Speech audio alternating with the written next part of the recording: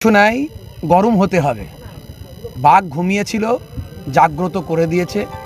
আর বাঘ যখন জেগে ওঠে, থাবা যেখানে মারে 18 কেজি গোস্ত তুলে নেয়। তা আমাদেরকে জেগে উঠতে হবে।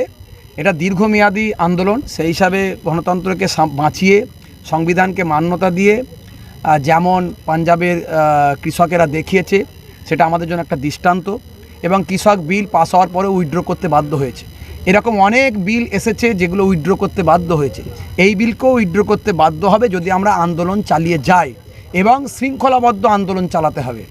আর সমস্ত আন্দোলন, যত ছোট বড় মেজো যত সংগঠন আছে আন্দোলন করুক, গ্রাম থেকে গ্রামান্তরে ছড়িয়ে পড়ুক আন্দোলন, কিন্তু সব যেন মুসলিম পার্সোনাল ল বোর্ডের ছত্রছায়ায় থেকে তাদের দেখানো পথে আন্দোলন হয়। কারণ তারা মুসলমানদের অভিভাবকত্বের দায়িত্বটা পালন করছে। সুপ্রিম কোর্টে তারা মামলা করেছে, এছাড়া আরও অনেক সংগঠন মামলা করেছে। সম্ভবত আমাদের রাজ্য থেকেও মামলা হয়েছে, এরকম একটা খবর আমি যতটুকু জেনেছি। আমরাও লেকচারার্স অ্যাসোসিয়েশন অফ বেঙ্গলের পক্ষ থেকে মামলা করার ব্যাপারে আমরা ভাবছি, যাতে সুপ্রিম কোর্টে আমরা মামলা করতে পারি। অসংখ্য মামলা যদি হয়, এর আগে আমরা দেখেছি এক একটা মামলার রায় দিতে দিতে দিতে দিতে বছরের পর বছর চলে যাবে, শেষে বিল উইথড্র করতে বাধ্য হবে, ইমপ্লিমেন্ট করতে পারবে না। এটা আমাদের বিশ্বাস। লেকচারার্স অ্যাসোসিয়েশন অফ বেঙ্গল পথ চলা অনেক আগেই শুরু করেছে, আন্দোলন শুরু করেছে, আজকেও তার একটা দৃষ্টান্ত দেখালো। আগামী দিন এরকম প্রয়োজন হলে শত শত মানে লক্ষ লক্ষ মানুষকে নিয়ে শত শত প্রোগ্রাম, এরকম প্রতিবাদী সভা তার গ্রামে গঞ্জে করব আমরা, এই বলে।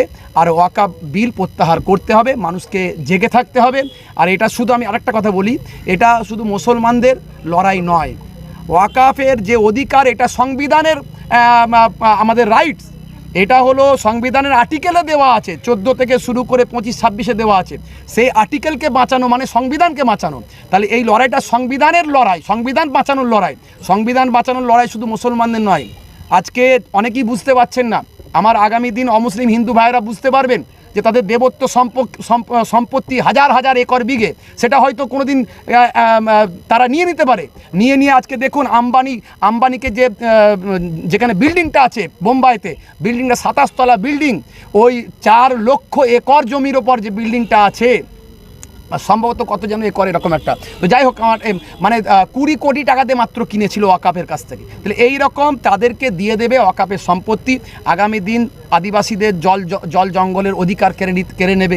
আগামী দিন এই যে আজকে সর্দারজিরা যারা শিখেরা, তারা আমাদের সঙ্গে সাথ দেবেন বলেছেন। তারা বুঝতে পারছেন যে কৃষকরা কত আন্দোলন করে আজকে এই জায়গায় এসেছে। তারা জানে মুসলমানদেরকে দমিয়ে দিতে পারলে অন্যান্য সমস্ত ধর্ম বর্ণর মানুষদেরকে দমিয়ে দেওয়া সহজ হবে। তাই সকলকে বলবো, যারা সেকুলার, যারা বোঝেন, যারা ভবিষ্যতের কথা চিন্তা করেন, যারা সংবিধানকে ভালোবাসেন, সংবিধানকে মান্যতা দেন এবং দেশের এবং দশের কথা চিন্তা করেন, তাদেরকে বলবো এই রকম ধর্মের খেলায় মেতে উঠবেন না।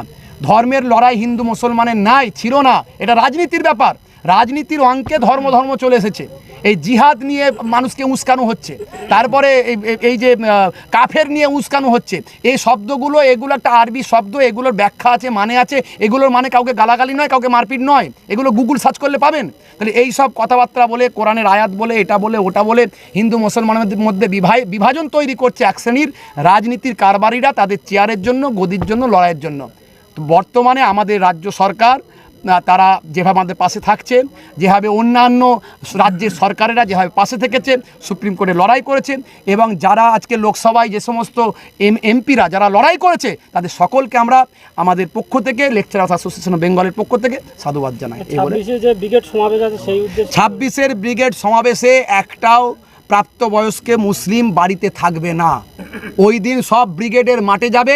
এই ব্রিগেডের মাঠ হবে ভারতবর্ষের ঐতিহাসিক ব্রিগেড হবে। সেটা 26 তারিখে ভারতবর্ষের মানুষ দেখিয়ে দেবে ইনশাআল্লাহ। 26 বলে শুভেন্দু অধিকারী বলছে যে এই আন্দোলনটা বাইরে চুপচাপ হয়ে গেছে, আর শুধু বাংলাটাই হচ্ছে, বলে কিছুদিন করতে করতে এও চুপচাপ হয়ে যাবে। শুধু শুভেন্দু অধিকারী বলেন, এটা দিলীপ বাবুও বলেছেন। তো ওনারা যে আমাদের আন্দোলন নিয়ে ভাবছেন, এই জন্য ধন্যবাদ। ওনারা তার মানে আমাদের নিয়ে চিন্তায় আছেন, একদম এটা পরিষ্কার বোঝা যাচ্ছে। আমি এটুকুই বলবো, আপনারা আপনাদের অত চিন্তা করতে হবে না, আমরা আমাদের মতো আন্দোলন করে যাব।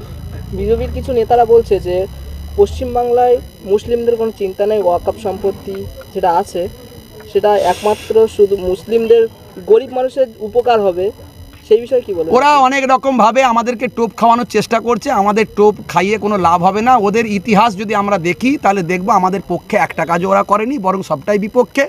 আমাদের সব কিছুতে ওরা অধিকার হরণ করেছে। আমাদের গরুর গোস্ত খাওয়ার নাম করে মানুষ মারছে, মসজিদে বুলডোজার চালাচ্ছে, মাদ্রাসায় বুলডোজার চালাচ্ছে, যারা আমাদের বাবরি মসজিদ নিয়ে নিয়েছে, আরও ইত্যাদি ইত্যাদি কটা কথা বলবো। তো তারা যদি আমাদেরকে বলে ওয়াকফ সম্পত্তি তোমাদের ভালোর জন্য করছি, সেই কার মুখে কি একটা বলে না, এরকম একটা ব্যাপার হয়ে যাচ্ছে। আগামী দিন যদি সুপ্রিম কোর্ট যদি ওয়াকফের পক্ষে রায় দেয় তখন আপনারা কি করবেন? তাহলে আমাদের পরবর্তী কি সিদ্ধান্ত হবে সেটা আমাদের মুসলিম পার্সোনাল ল বোর্ড আমাদের দেখাবে পথ। আমাদের আন্দোলনের আরও পথ আছে, নিশ্চয়ই আছে, সেই আন্দোলনের পথ চলবে। এটা শুনানি আছে, কি আশা করছেন? আশা করছি ভালোই কিছু হবে, পজিটিভ হবে কিছু।